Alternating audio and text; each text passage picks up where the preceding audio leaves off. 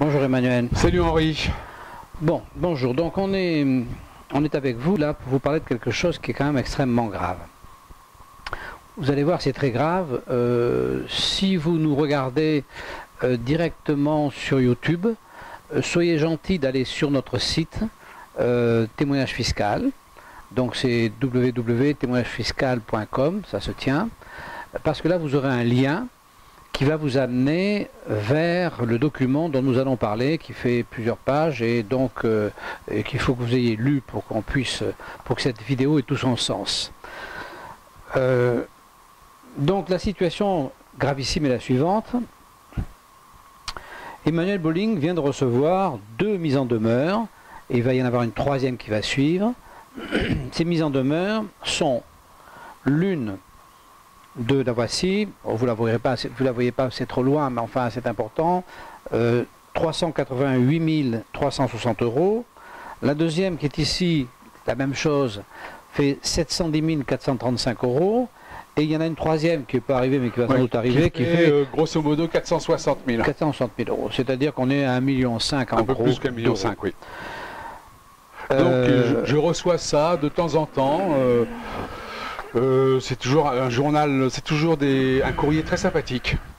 Alors, donc ce document, évidemment, tient lieu de commandement. Donc c'est un document qui permet au fisc d'engager des poursuites pour ces sommes-là.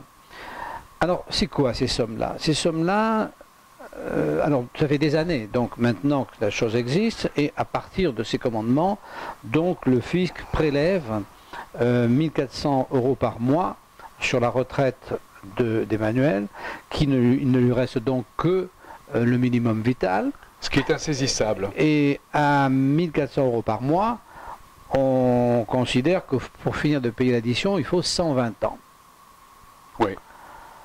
Alors, on est dans la déraison. On est dans la déraison complète.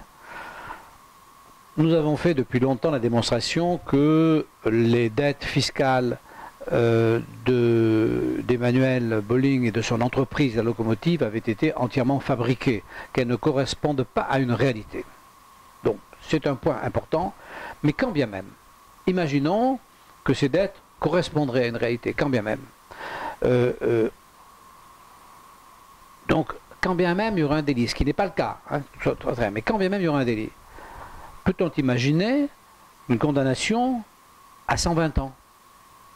Qu'est-ce qu'il y a comme délit avec une condamnation à 120 ans? Je veux dire que même un meurtre, c'est 30 ans. Avec ensuite des aménagements de peine.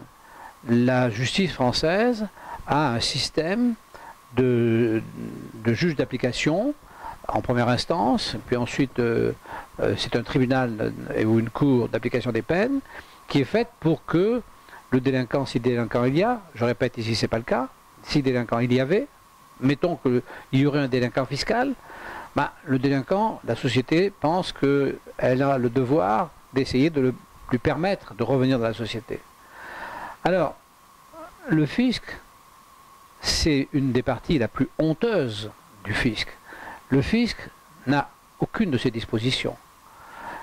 Il vous colle une amende dans des conditions abracadabrantes, dans laquelle vous n'avez pas la possibilité de vous défendre, et quand vous avez cette amende, c'est pour la vie. Là, c'est pour 120 ans. Mais ce n'est pas que pour 120 ans, c'est aussi pour ses enfants. C'est-à-dire que, mettons que dans 20 ans, par exemple, Emmanuel décède, Oui. Hein, c'est bien 20 ans. 20 Bon, ans, ça va. dans 20 ans, Emmanuel décède, ses enfants vont être face à toujours à peu près... Il restera 100 ans. À 800 ans, voilà, il restera 100 ans. Donc ça veut dire que, il est exclu évidemment qu'il paye, et ça veut dire qu'ils vont être privés de tout bien, même pas de meubles, mais rien, de tout objet appartenant à Emmanuel. Donc, non seulement ça le condamne lui à ne pas pouvoir, même pas travailler, parce que au moment où cette condamnation arrive, parce qu'il y a déjà quelques temps, Emmanuel a quand même à peine un petit peu plus de 60 ans, aujourd'hui on est un petit peu plus vieux tous les deux, mais à 60 ans on peut encore travailler, voilà, sauf si on est... bon voilà, sauf si on fait partie des gens qui prennent leur retraite à 58 ans, mais c'est pas notre cas. Donc à 60 ans, moi j'ai 76 ans, je travaille encore, donc à 60 ans on peut travailler. Mais pourquoi faire? Puisque de toute façon, aucun revenu aucun revenu ne serait susceptible de pouvoir être encaissé par lui. Quelque revenu qu'il aurait, s'il avait une activité, de toute façon, la pieuvre fiscale viendrait de lui voler. Donc ça veut dire qu'on peut comprendre à la limite qu'une entreprise, puisqu'il s'agit d'entreprise, il ne s'agit pas d'un homme, qu'une entreprise qui aurait, ce qui n'est pas le cas, une entreprise qui aurait eu une indélicatesse avec le fisc, qu'elle soit, si vous voulez, prise, qu'elle soit liquidée, que la liquidation revienne au fisc, qui a été le cas là, hein, puisque la société a été liquidée et la totalité du prix de la liquidation a été versée au fisc. Bon, ça, à la limite, c'est pas très malin, mais pourquoi pas. Mais que, au-delà de l'outil qui a fait la faute, c'est-à-dire l'entreprise, c'est l'entreprise qui a fait la faute, qu'au-delà de l'outil qui a fait la faute, l'individu, l'homme, puisse être condamné pour un siècle, non mais, franchement, où on est, hein? Alors, ça nous a fait, quand même, moi ça m'a meurtri cette chose, parce que je veux dire que c'est vrai que, comme toujours, on a des témoignages, vous savez, sur le blog, constamment de gens à qui il arrive ce genre d'aventure, sur des sommes moins importantes, mais comme c'est des gens qui avaient des revenus pas trop importants, ça les embistrouille pareil, pas sur des longueurs aussi importantes, mais ça les gêne de la même manière. Le cas aussi extrêmement courant, c'est le chef d'entreprise qui a eu la malchance d'avoir un contrôle qui a mal tourné, son épouse qui n'est pas dans l'entreprise, mais qui est dans son foyer fiscal. Le chef d'entreprise ou meurt ou se fait la malle, et puis cette pauvre femme qui est là... Meurt, hein, on a des exemples où il meurt. Où il meurt, et puis la femme qui reste, elle a la dette, elle hérite de la dette. Donc, et elle est poursuivie sans pouvoir supprimer la dette, puisque c'est une dette du foyer fiscal. Elle peut même pas, même si elle refuse la succession de son mari, de toute façon elle a la dette, puisqu'elle est dans le foyer fiscal. Donc si vous voulez, où est-ce qu'on trouve ces méthodes? On trouve ces méthodes dans les dictatures, parce que si vous voulez poursuivre un homme comme ça, y compris sa famille, pour une faute, entre guillemets, hein, ça existe dans les dictatures, dans les systèmes absolument épouvantables, et ces systèmes épouvantables sont, je veux dire, réprimés et sont montrés du doigt par l'ensemble de la collectivité humaine. Et nous, non. Le fisc, tout va très bien. Alors, avec Emmanuel, on a décidé de se mettre en colère. On a décidé, et je pense que ça va vous intéresser. C'est là que le lien qui est sur le blog, vous avez ouvert, j'espère, avant, pour ceux qui nous voient directement sur le blog et pour ceux qui sont sur YouTube, vraiment il faut l'avoir ouvert avant. Et quand vous aurez ouvert, vous aurez donc une citation directe que nous avons préparée et que nous allons mettre en œuvre à partir de lundi, qui vise d'une part Monsieur Jérôme Forel, qui est le directeur général de l'administration fiscale, c'est donc lui le premier concerné. Il n'est pas visé en tant qu'homme, mais enfin il est à la place où c'est lui qui est visé.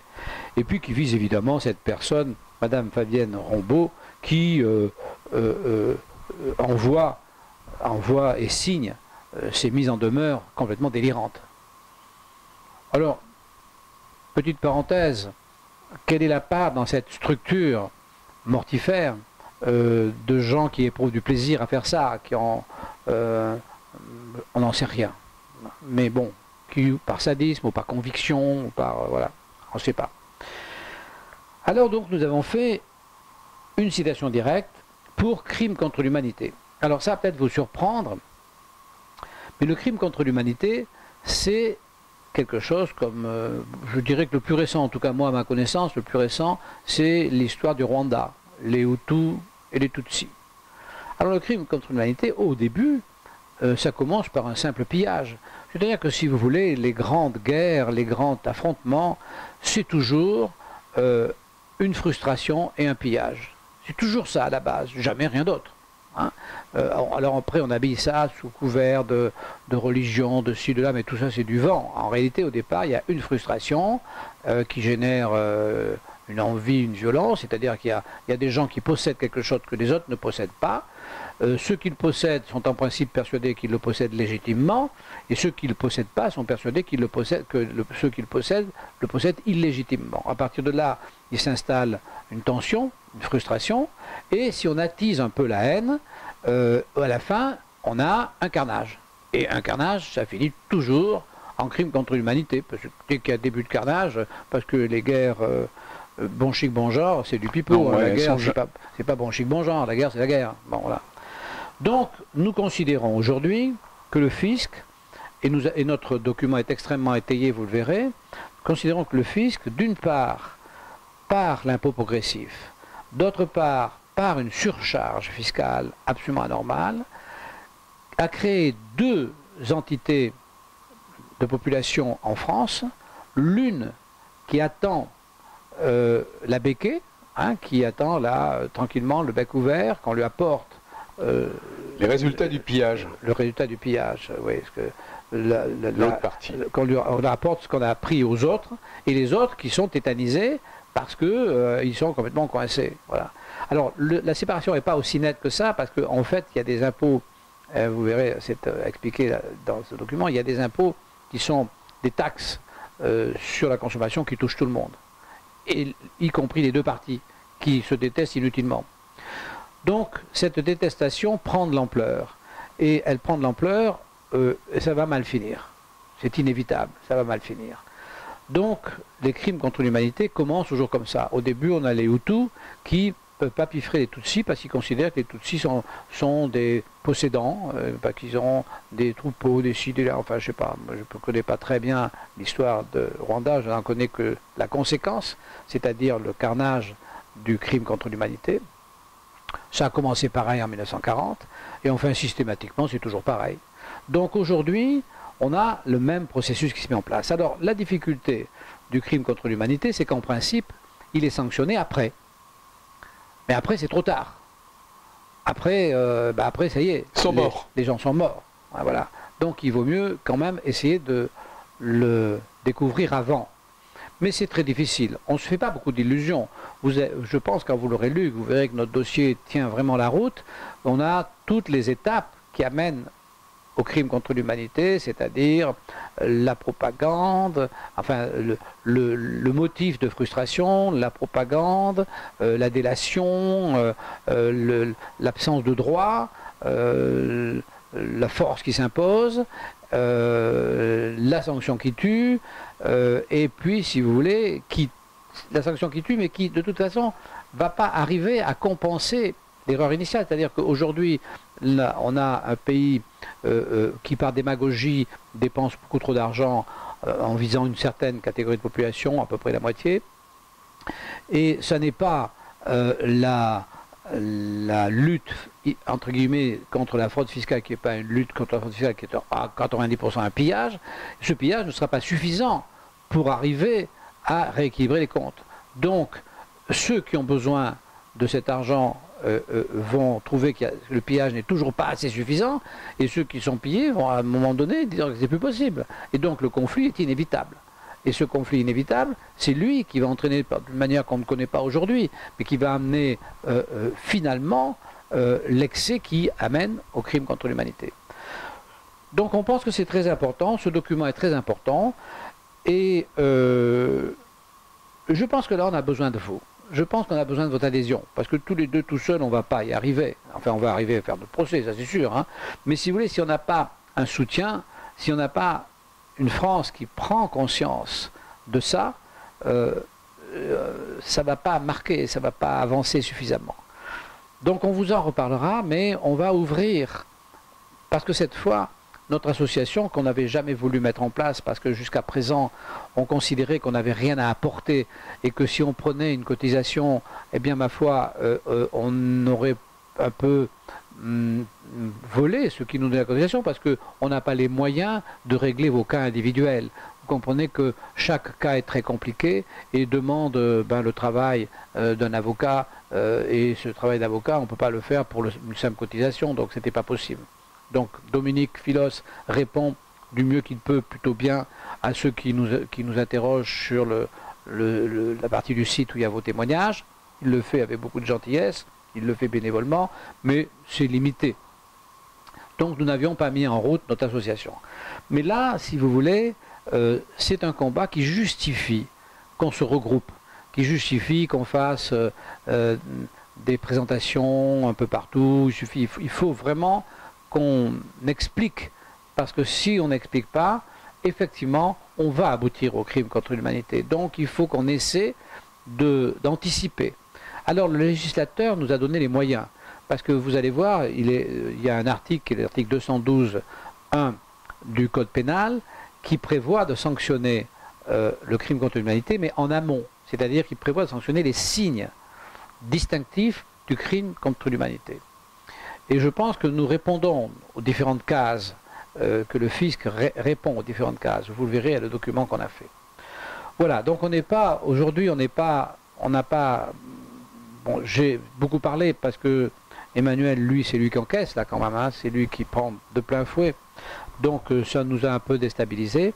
Donc on n'a pas envie de plaisanter, de sourire, parce que malgré tous ces malheurs, il nous reste un petit peu de place pour essayer de prendre du recul et d'essayer d'avoir de l'humour pour éviter de se jeter par la fenêtre. Mais là, on n'est plus là. Là, c'est vraiment quelque chose de très grave.